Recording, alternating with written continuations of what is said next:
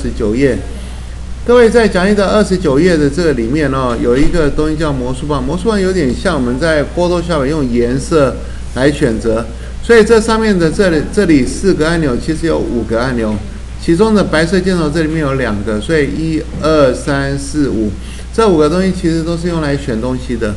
那魔术棒是用来选颜色的，所以如果我们选它按这里，那跟它类似颜色都会被选到，选这里。类似颜色都可以被选到。那实际上魔术棒有很多种选择，我们选了之后对魔术棒点2下，点，我们可以看到一个魔术棒的面板。那目前来讲，我们用的是填色选项，这东西是最常用的。除此之外，笔画啦、笔画宽度啦等等都可以拿来用。那容许度越多，表示你选择的东西就会越多。所以如果这样拉高，选择的东西就变多；容许度越少，选择的东西就越少。所以如果我们点旁边这里点一下，那跟它相关的色彩就很少。所以容许度决定一切哦。